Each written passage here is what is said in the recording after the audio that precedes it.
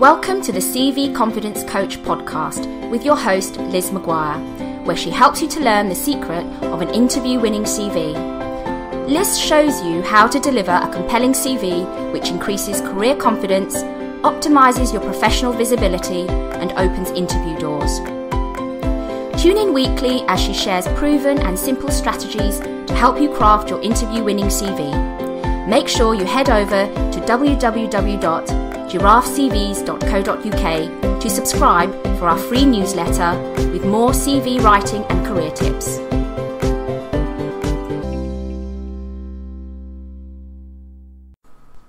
Are your interests boring the recruiter? The debate continues to rage about whether you should or shouldn't include hobbies and interests on your CV. This week I want to talk about my personal take on the issue. Along with every other line on your CV, you should assess the merits of including interests based on what they add to your application. If your hobbies and interests don't pass the so what test, then you should probably leave them off. Don't feel that you need to add hobbies and interests just for the sake of it, but rather consider what the recruiter will infer about you from reading about your interests and hobbies. When I'm writing CVs for my customers, I usually find that these guys have so much other information to convey about themselves, things that definitely will interest the recruiter, that space is truly limited on their CV. This often means that hobbies and interests don't earn a place in the premium high society of their two-page CV. I have to admit, one factor that influences this decision is usually, I'm sorry if I offend anyone here, that their interests are quite boring. So how can you make sure your interests add a genuine interest factor? Your interests are by their nature interesting to you. The problem is, when you include them on your CV, how to make them appear interesting to the recruiter. Your whole CV is about the recruiter. It's about piquing the recruiter's interests and making them want to find out more about you at an interview. So your interests, if you include them, have to play a part in this. If you do decide to include hobbies and interests on your CV, make sure they are noteworthy, not bland. This optional section on your CV provides you with an opportunity to convey your personality and suggest additional strengths, providing the recruiter with a real reason to want to meet you, and, as a bonus, an easy conversation starter at the interview. If you can't make your passion for your hobby or interest shine through, this section will just appear as white noise to the recruiter, leaving them thinking, so what? It will be a waste of space. Your CV is a place to differentiate yourself from the crowd, so don't be tempted to play it safe by regurgitating the same hobbies as everybody else. Many people do this because they're not sure what to write under interests. They feel they should include some, but they're not exactly sure what to say. In this scenario, it's better to say nothing rather than conforming to an accepted norm. Reading 100 CVs that all list socialising, going to the cinema and reading in the interest section is sure to send the recruiter to sleep. There are literally thousands of activities out there that are pursued for pleasure, relaxation and enjoyment rather than financial gain. Whatever floats your particular boat won't generally be the same as the next person. Variety is the spice of life. One way you can use interests on your CV is to back up your professional skill set. When your interests are directly relevant for the role you're applying for, it can be worth referencing them. This shows true commitment to your field. As an example, I recently worked on a CV for a customer who was a keen photographer. He was seeking work that would make use of these skills. We featured his interest in photography under an additional information section, referencing an up-to-date online portfolio of his work. Showing rather than telling is always a good idea. So if you can reference a portfolio, that's a great thing to do. Using Pinterest or Instagram is a good way to do this.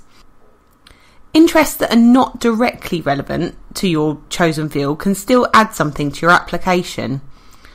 Referencing your involvement in team sports can suggest you're a dedicated, energetic person who works well with others.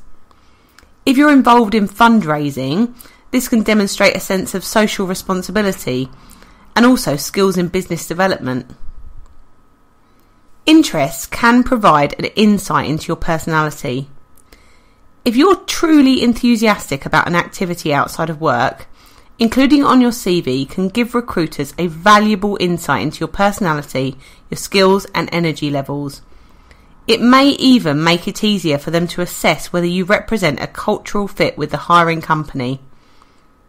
I recently worked with a very talented client who surprised me with her hobby, which didn't reflect her career interests.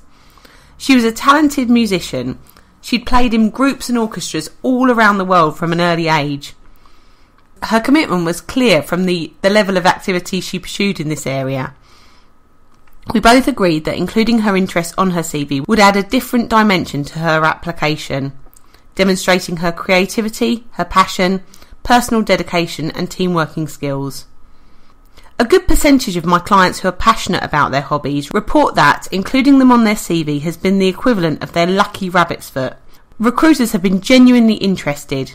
They have consistently raised the subject in the interview, and their interest has provided them with an easy talking point, allowing their skills and personality to shine through.